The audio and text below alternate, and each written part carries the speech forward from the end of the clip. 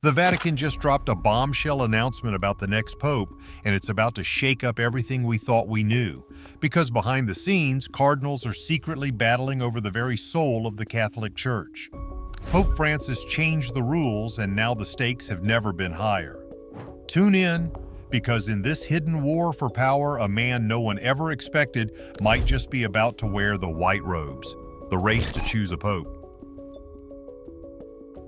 The Sistine Chapel is not quiet, not today. There are no tourists, no cameras, no flashes, just whispers. Then silence. And then the doors shut. Loud, final, locked from the outside. That sound means only one thing: the conclave has begun.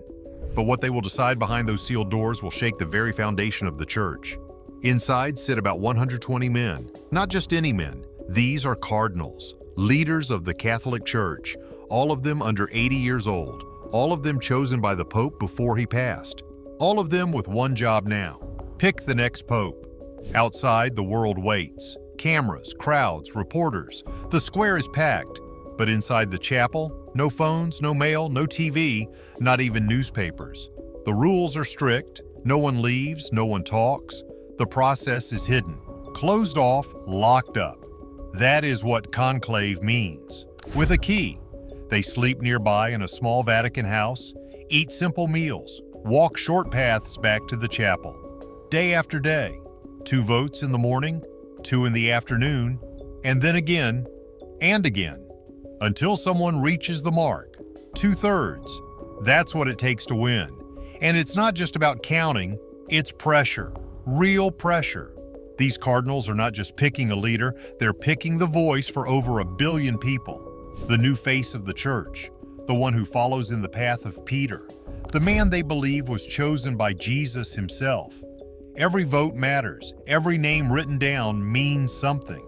It's not fast, it's not friendly, it's deep, serious, and sometimes very messy. Some cardinals want to change. Others want someone who keeps things the same. Some want a pope who speaks for the poor. Some want a strong hand to stop change. Some want someone from Africa or Asia or Latin America. Some want to return to Europe, to old roots, to old ways. They fold the ballot paper, walk to the front, drop it into a chalice, one by one, over and over, round after round. Each time the ballots are burned. A chemical is added to the fire. It turns the smoke black if there's no decision, white if there's a new pope. The smoke tells the world what's happening inside, but not who, not how. Not why. That stays locked behind the doors. Last time it took 5 rounds, 5 secret votes. Then the smoke changed. White curled into the sky. A cheer exploded in St. Peter's Square. People cried, people clapped. They didn't know who. Not yet, but they knew what. A new pope had been chosen. That moment will come again, soon. But this time, it feels different, bigger, maybe even risky. Why? Because Pope Francis changed things, big things. Most of the voting cardinals now, he picked them. 2/3, in fact. They think more like him, want what he wanted. A church that listens, a church that includes, a church that goes out to the edges. But not everyone agrees. And that's where it gets tense. There are factions now, sides forming behind the red robes. Some want a pope who talks about climate, mercy, and migrants. Others want one who talks rules, tradition, and tough lines. Some want a thinker. Some want a fighter. Some want both. And time is running out. In the middle of all this, a simple piece of paper. Words printed at the top: I elect as Supreme Pontiff. They write a name, fold it, drop it in, and wait. It sounds quiet, but the wait, huge. Because once that name passes the line, once it hits 2/3, the world changes, just like that. The man is asked one question: do you accept? If he says yes, he picks a name. That name becomes the name of a pope. John, Benedict, Leo, Francis. Names that carry stories, messages, warnings, or hope. Then comes the room of tears. It's a small room, next to the chapel. That's where he puts on the white robes. 3 sets are waiting, small, medium, large. No matter what size the man is, one will fit. He puts on the red slippers, the white skull cap, takes a breath, then steps onto the balcony, and in front of thousands, maybe millions, the words are spoken. We have a pope. The bells ring, the crowd erupts. A new chapter begins. But behind the smoke and ceremony, there's something else, something deeper. This isn't just about picking a leader, it's about power, about the future, about which road the Catholic Church takes next. And not everyone wants to walk the same road. Some say the church has gone soft, that rules have slipped, that old truths are being replaced with modern noise. Others say the church is finally waking up, listening to people who were always ignored, opening doors that were always shut. Both sides are inside that chapel. Both sides are praying. Both sides are pushing. And one man, maybe a man we've never heard of, will soon carry it all. The weight, the hope, the fear, the future, the choice is coming. Fast. But whatever happens inside those locked walls, one thing is clear.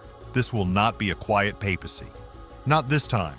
But to understand what might happen next, we have to look back at the man who changed everything.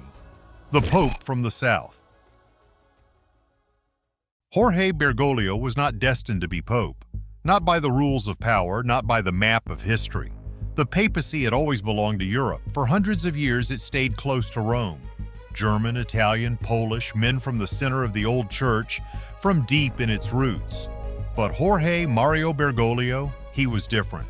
Far away, south of the equator, from Argentina, a place that had never seen a pope of its own. Until him.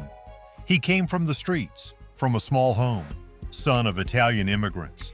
Raised in a tough neighborhood in Buenos Aires, not rich, not fancy. His dad worked on the railroads. His mom stayed home raising 5 kids. It was a life of long hours and simple meals. And it was there, among workers and noise, that the future pope first saw what the church could be. Not marble, not gold, just people, neighbors, the poor, the sick, the forgotten. That stuck with him. He studied chemistry, worked odd jobs, cleaned floors, watched his world struggle through poverty and pain. At age 21, he nearly died from pneumonia, lost part of his lung. He survived, but the scars stayed. He liked soccer, tango. He liked walking the streets and talking to strangers, but something kept pulling him towards something bigger. A voice inside, a call. By his late teens, he knew. He was going to become a priest, but not just any kind. He chose the Jesuits. A tough order, serious rules, total obedience. These were not soft men. They worked in dangerous places, went into hard areas. They didn't run from pain, they ran toward it. That's what he wanted. He trained for years, studied philosophy, theology, taught school, gave sermons, lived poor, slept little. The Jesuits don't do comfort. They do mission, and he thrived in it. By his 30s, he was leading the whole Jesuit movement in Argentina. Not easy, not peaceful. The country was a mess. A brutal military took over. People were dragged from homes. Some were never seen again. It was called the Dirty War. And during that storm, young Father Bergoglio had to make choices. Some were hard. 2 priests he knew were kidnapped. Some said he didn't do enough. Others said he tried everything he could to save them. He met with generals. He begged in secret. Some stories said he even helped hide people who were hunted. But the scars from that time never healed. Not for him, not for Argentina. Later, he admitted he had made mistakes, called himself too harsh, too rigid, said he had learned a lot, said mercy was more powerful than rules. That idea, mercy over control, would shape everything he did from then on. Years passed. He stayed out of the spotlight, lived quietly, walked to work, took buses, cooked his own meals, slept in small rooms. He never chased big titles. But Rome noticed. In the 1990s, he became a bishop, then an archbishop, then finally a cardinal. Now he wore red. Now he had power. But nothing changed. He still went to the slums, still visited addicts and widows, still stood beside the poor. That's what got people talking. The Cardinal of the streets. That's what they called him. While other leaders wore silk, he wore old shoes. While others gave orders from marble halls, he listened to migrants and factory workers. It made him famous. Quietly. In 2005, he was almost elected pope. Reports say he came in second, but it wasn't time. Then, in 2013, Pope Benedict resigned. The door opened again, and this time, the Cardinals chose the man from the South, the outsider, the worker, the Jesuit, the one no one expected. He chose the name Francis, a name no pope had ever used, the name of a saint who gave up wealth, lived with lepers, and talked to birds, a saint of peace, of poverty, of creation. And right away, things changed. He stepped out on that balcony and bowed. Not like a ruler, like a servant. He asked the crowd to pray for him before he blessed them. He didn't move into the grand papal apartment. He stayed in a small guest house, same one he lived in during the conclave. Simple bed, simple table, just a cross and a suitcase. He traded armored cars for a used Ford, cut out gold rings, wore plain white robes, smiled like a grandfather, but spoke like a street fighter. He said the church had to go out, had to reach the corners, the broken, the forgotten. He said it was time to listen again, to the poor, to women, to young people, to the world. And not everyone liked it. Some called him too soft, too political, too dangerous, said he talked too much about climate, migration, and injustice, not enough about rules, not enough about doctrine. But Francis didn't stop. He spoke to Congress. He hugged children with disabilities. He washed the feet of prisoners. He went to war zones, refugee camps, slums, hospitals. He told the church, stop judging, start healing. He pushed for reforms, financial ones, spiritual ones. He changed who could lead, gave more voice to people outside the priesthood, told bishops to listen, not just preach. He even changed how the church chooses its next steps. Called it a synod, a walk together, more voices, more discussion, less silence. It made some bishops nervous, made others hopeful, but it moved things. And now the church is at a crossroads because Francis is gone. And the cardinals he picked, they're in that chapel, choosing his replacement. Some want to carry his vision forward. Others want to hit the brakes. Hard, the next pope could follow his path or turn around, or go a whole new direction. But now comes the hard part, choosing who can hold it all together before it slips through their hands. Inside the fight for the future. The Sistine Chapel sits in silence, but it's not peaceful. It's waiting, watching, breathing in the weight of a decision that could shape the future of over 1 billion people. The ballots are still coming. The names are still shifting. The white smoke hasn't risen. And the cardinals? They are split, not in two, in three. One group wants a Francis 2.0, someone who will keep the church open to the edges, keep mercy in the front seat, keep walking with the poor, the migrants, the earth. Another group wants return, a pope who speaks Latin, defends old rituals, and stops the flood of change. They want the church of the past and they want it back now. And then there's a third group, the pragmatists, the ones who see the church bleeding members and trust. They want someone who can lead, not soft, not rigid, but strong. Someone who can hold it all together before it falls apart. That's what's really happening inside those locked doors. It's not just a vote, it's a battle. And this time, the world is watching closer than ever. From Nigeria to the Philippines, from Mexico to South Korea, Catholics are growing fast outside Europe. These regions are no longer just followers, they want a voice. And many say now is the time. Brazil has the most Catholics on earth with over 120 million. Mexico follows with nearly 100 million. Then comes the Philippines with over 85 million. Even the United States holds a large Catholic base, around 70 million strong. Together, these countries are the beating heart of the church, not just in numbers, but in energy, youth, and faith. Cardinals from the global south are pushing hard for a pope who understands hunger, war, and survival, not just doctrine. They want someone who has seen real suffering up close and knows how to lead without palaces or power. But others are holding the line. They argue the church has bent too far, that the center is soft, that doctrine has blurred. They want a leader who draws sharp lines and speaks hard truths. These two sides don't just disagree, they don't trust each other. And the middle group? They're stuck trying to keep the church from cracking in half. That's what the next pope will inherit. And the cardinals know it. So the pressure is on. Some names have been whispered for years. Some only started rising days ago. Cardinals from Africa, Asia, and Latin America are suddenly in focus. Quiet leaders who've spent their lives serving far from the spotlight but have reputations for strength and wisdom. There's also talk of outsiders, men who aren't even cardinals yet but could technically be elected. It's rare, almost unthinkable. But with the church in such a tense place, some say a wild card might be exactly what's needed. Behind every name, though, is a story, a signal, a direction. This isn't just about the man, it's about what his election says to the world. Will it say the church is still changing? Or will it say the change stops here?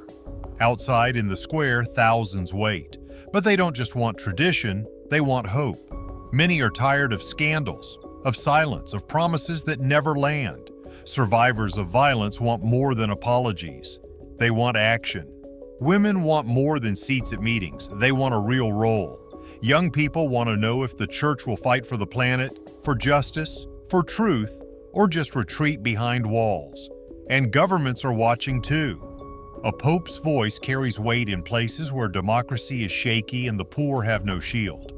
The next pope's first words could echo in parliaments and protests, in prisons, in classrooms, in refugee camps. This is no longer just a church moment. It's a world moment, and the Cardinals can't afford to blow it. Back inside, the ballots keep coming. Tensions rise. Some Cardinals sweat. Others fold their arms. Some pray with eyes wide open. Then the moment hits. A name crosses the line. Enough votes, 2/3, the number needed. It's done. The chosen man is asked if he accepts. He nods. And just like that, history shifts. This time, they don't repeat the long rituals out loud. They've done this before. But behind the curtain, Cardinals are whispering. Some are relieved, some are angry, some just close their eyes. Because no matter who got the job, the hard part starts now. The new pope steps forward, not just as a leader, but as a symbol, a line in the sand. He doesn't just have to guide the church. He has to keep it from tearing apart. If he leans too soft, he'll be hit by traditionalists calling him weak. If he leans too firm, progressives will say the doors are closing again. If he speaks too much on justice, critics will say he's political. If he avoids it, others will say he's silent in the face of suffering. Every move will be judged, every word measured. This is not a crown, it's a weight, and the man wearing white will have to carry it every single day, because the world is changing fast, and this pope, he can't afford to blink. So here's the question no one dares ask. Should the next pope be chosen for courage over consensus? Drop a comment and subscribe if you're ready for that conversation.